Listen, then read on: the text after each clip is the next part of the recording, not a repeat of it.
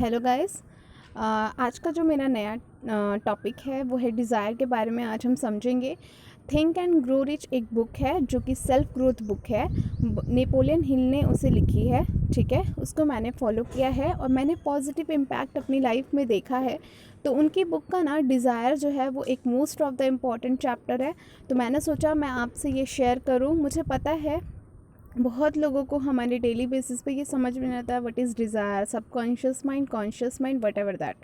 But ये video उन लोगों के लिए है जो समझ पाते हैं इन सब चीज़ों को कि ये सब क्या है, तो वो लोग इसे अच्छे से अंडरस्टैंड कर पाएंगे। तो आइए देखते हैं। जब भी हम अपने आप को कुछ बोलते हैं, जैसे मैं बोलती हूँ मैं, तो मैंने अपने माइंड को बोला मैं।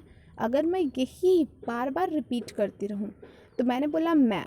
तो जो बोलना होता है ना वही हमारा थॉट होता है, ठीक है। अब हम इसको अपने माइंड में बार बार रिपीट करते रहते हैं, I am body, I am body. तो मतलब हम बॉडी हैं, या फिर मैं अपना नाम जब बोलती हूँ तब ये क्या है, इसको हम अपने माइंड में रिपीट कर रहे हैं। That is called the thinking. अब इसको जितनी ज़्यादा हम रिपीट करते जाएंगे डे टू डे लाइफ में, वो माइंडसेट बन जाता है। अब माइंडसेट पॉजिटिव और नेगेटिव दोनों हो सकता है। And they work as a form of energy. बहुत पावर होती है एक डिज़ायर में कि एनर्जी के फॉर्म में वर्क करता है। At one time it become desire. धीरे धीरे करके ये एनर्जी एक डिज़ायर हो जाती है। डिज़ायर ही एक एनर्जी का फॉर्म है। Desire form as like you sown a seed in a field. जैसे हमारा माइंड होता है ना, उसी तरीके से फील्ड है। तो फील्ड में हम क्या करते हैं, सीड को हम डालते हैं। तो जब सीड डालते हैं उसके साथ हमें वाटर भी देना पड़ता है, न्यूट्रिएंट भी देना पड़ता है।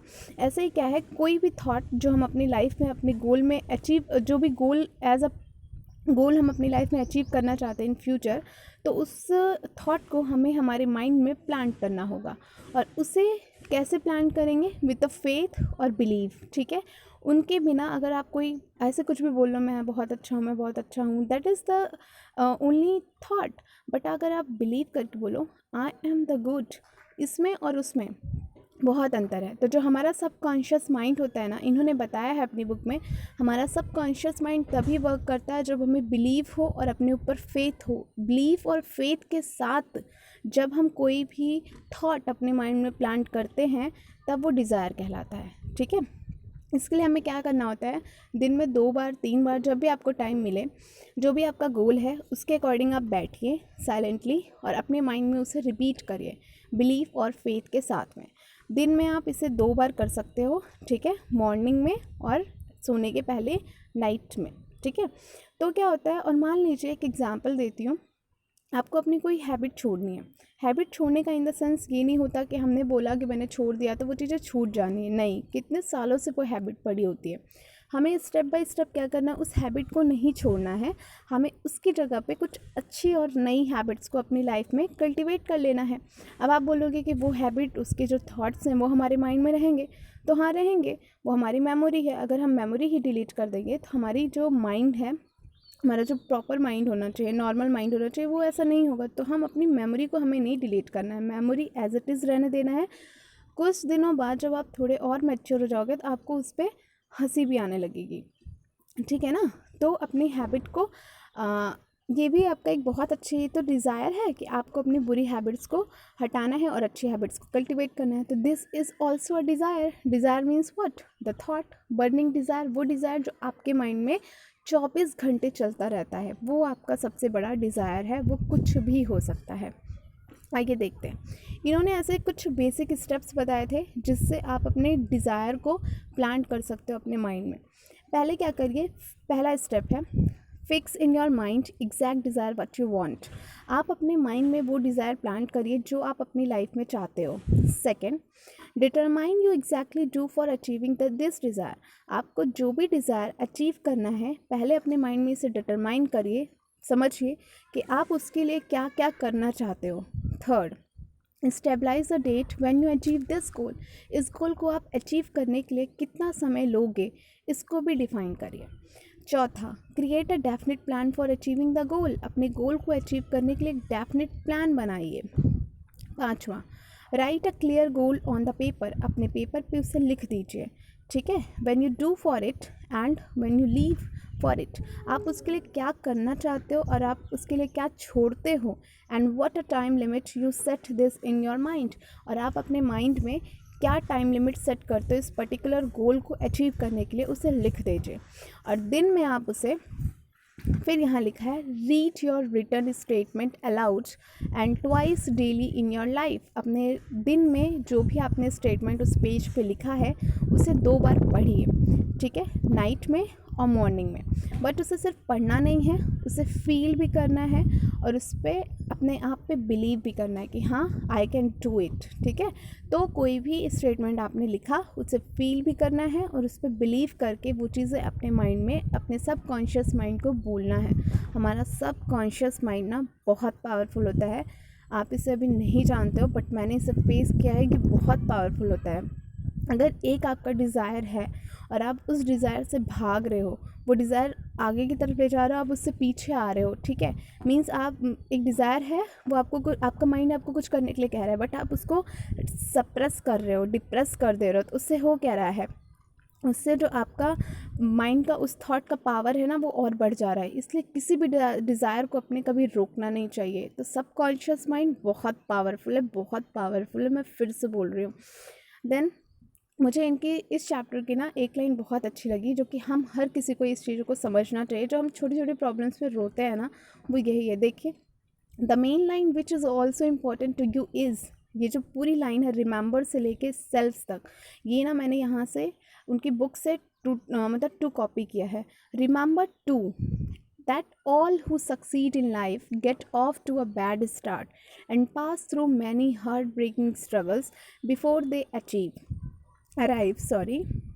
The turning point in the lives of those who succeed usually comes at the moment of crisis through which they are introduced to their other selves. देखिए, होता क्या है कि जब भी कोई भी इंसान सक्सेस हुआ है, सक्सीड किया है अपनी लाइफ में, उसने कभी ना फेलियर ज़रूर देखा है। जितना ज़्यादा, वो कहते हैं ना कि जितना बड़ा फेलियर होगा उतनी बड़ी सक्सेस होगी, वही इसमें कहा गया है। तो यहाँ से हम समझ सकते हैं कि जितना बड़ा फेलियर उतनी ही बड़ी सक्सेस होगी। तो वही कहा गया है कि जब भी किसी ने कुछ भी बड़ा अचीव किया है ना, तो बिना किसी क्राइसिस के, बिना किसी हार्ट ब्रेकिंग स्ट्रगल के उन्होंने यहाँ तक तो वो पहुँचे ही नहीं हैं। क्योंकि जब हमारे पास में सब कुछ, सारे रिसोर्सेज अवेलेबल हैं, हमारी लाइफ बहुत बेटर चल रही है, तो हमें कुछ करने की ज़रूरत ही क्यों है। हम नहीं चाहते कि हम कुछ करें, क्योंकि हमारी बॉडी, हमारा माइंड ऐसे ही होता है कि वो कुछ करना नहीं चाहता। अगर कुछ ना करे तब भी हमारा दिन बीत जाता है।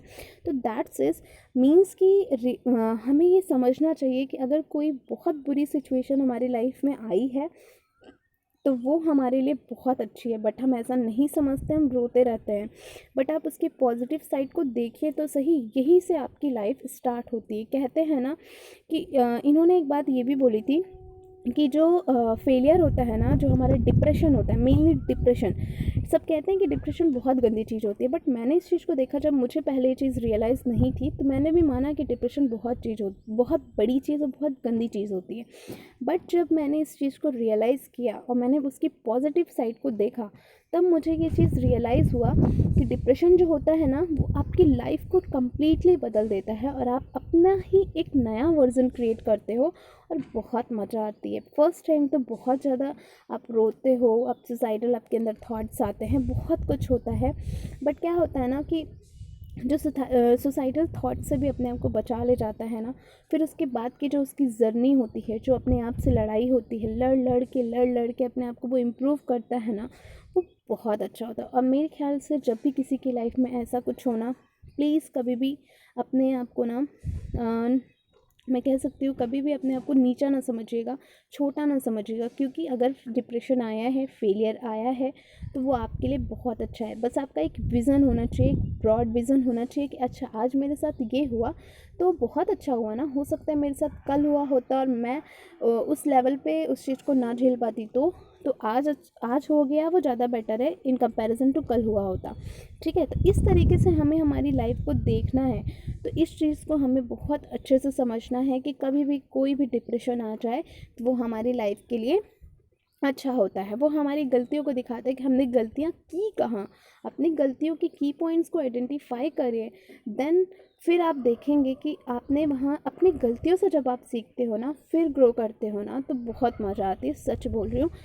आज से बचपन से लेके आज तक न जाने मैंने कितने फेलियर्स फेल किए हैं, हेल्थ से लेके, मेंटल इश्यूज़ से लेके, मतलब हर एक फील्ड में, पढ़ाई से लेकर के, पर्सनालिटी से लेके, मतलब क्या ऐसी चीज़ थी जो बहुत बेटर थी? कुछ भी ऐसा नहीं था मेरी लाइफ में जो बहुत अच्छा था।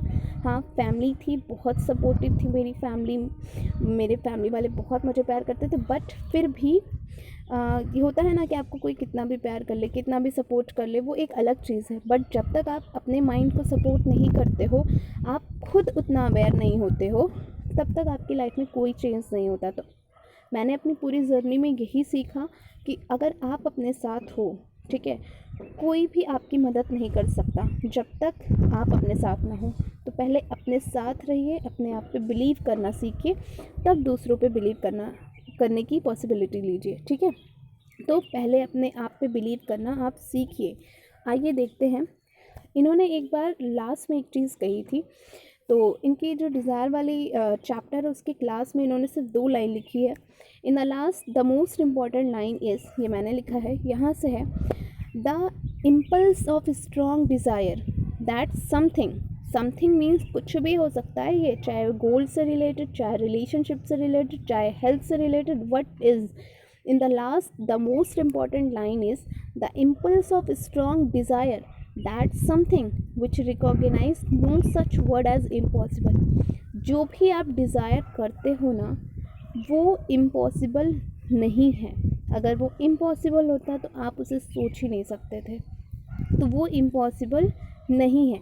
And accept no such reality as failure, means कि जो फेलियर होता है ना, कोई कुछ भी ऐसा नहीं होता है जो फेल होता है। मीन्स दैट यहाँ कहने का बहुत डीप है ये, कि मतलब कुछ भी ऐसा नहीं होता जो फेल होता है। इसको तो हम मान लेते हैं ना कि फेल होता है या फिर सक्सेस होता है, इसको हम मानते हैं। तो अगर हम सक्सेस और फेलियर, वही कहा जाता है ना कि सक्सेस को भी फेलियर की तरह देखिए और फेलियर को भी सक्सेस की तरह मानिए, वही बात इन्होंने यहाँ पे कही है। Accept no such reality as failure, कोई भी, मतलब ये रियलिटी नहीं है कि कोई भी किसी टाइप का फेलियर होता है, कोई फेलियर नहीं होता। फेलियर और सक्सेस हमने ही हमारी लाइफ में बना रखा है, और हम इसी की वजह से दुख मतलब अपने आप को दुख देते रहते हैं, और हम डिप्रेशन में चले जाते हैं, ठीक है। और डिप्रेशन भी बहुत गंदी चीज़ नहीं है, बहुत आसान है, चुटकी बजा करके आप डिप्रेशन से, मतलब ये नहीं कह रही कि आज सोचा तो कल बाहर आ गए, नहीं, 1 साल 2 साल लग सकता है। जितना बड़ा आपका डिप्रेशन होगा उतना ही टाइम आपको लगेगा हील करने में। तो कभी भी डरिए मत यार। अगर आपकी लाइफ के मान लीजिए आप 2022 के हो, आपके लाइफ के 2 साल जा रहे हैं आपको अपने आप को इम्प्रूव करने के लिए, और आपके आने वाले 40 साल सुधर जाते हैं, तो क्या आप अपने आप को 2 साल नहीं दे सकते? दे सकते हो भाई, अपने आप को 2 साल देना बनता है ना। आपके 40 साल वाली ज़िंदगी जो आपकी मोस्ट इम्पॉर्टेंट लाइफ आने वाली है, उसके लिए तो आप अपना 2 साल दे सकते हो ना। वो बहुत ज़रूरी है। अगर 2 साल आप अपने लिए नहीं दे सकते, वैसे ही लाइफ जीना चाहते हो रो रो करके, तो वो आपके अंदर है, वो आपकी कॉल है, जो आपको करना है करिए और नहीं करना है मत करिए। बट ये जो चैप्टर है नेपोलियन हिल का, मैं बहुत बहुत बहुत ग्रेटफुल हूँ, कि मैं बहुत ग्रेटिट्यूड फील करती हूँ कि मैंने ये बुक पढ़ी, इन्होंने ये बुक लिखी और मैंने इसे पढ़ा, और रियली मेरी लाइफ में बहुत सारे चेंजेस आए। मैं थैंक्स कहती हूँ इन ऑथर का, जिन्होंने इस बुक को लिखा। और मैं उम्मीद करती हूँ कि आप लोग अगर इसे सुनोगे कभी भी, ठीक है, तो आपकी लाइफ में भी कुछ पॉजिटिव चेंज ज़रूर आएगा। इससे आपको कुछ ना कुछ सीखने के लिए ज़रूर मिला होगा। ये मेरी जहाँ तक है ये मेरी थिंकिंग है, मैं समझ पा रही हूँ। तो जो मुझे आता था, जितना मैं समझा सकती थी, मैंने उसे समझाने की कोशिश की है। अगर कहीं भी कुछ भी थोड़ा सा मिस्टेक हुआ होगा, तो मैं कोई भी परफेक्ट नहीं होता, इस तरीके से मैं भी परफेक्ट नहीं हूँ। बट जो भी कुछ बोला है मैंने बहुत सोच समझ के बोला है, क्योंकि जो भी इस वीडियो को देखेगा, मैं बिल्कुल नहीं चाहती कि उसकी लाइफ में कुछ नेगेटिव इम्पैक्ट आए एक वर्ड से, क्योंकि एक वर्ड जो हम बोलते हैं ना उसकी बहुत बड़ी कीमत होती है, बट हम इसे रियलाइज़ नहीं करते। इसको मैंने बहुत अच्छे से रियलाइज़ किया है। हमारे एक एक वर्ड जो हम अपने अंदर बोलते हैं या फिर बाहर बोलते हैं उसकी बहुत बड़ी कीमत है। इसलिए जो भी बोलिए, जो भी करिए, सोच समझ के करिए, ठीक है। So thank you so much for giving your time in this video. Thank you.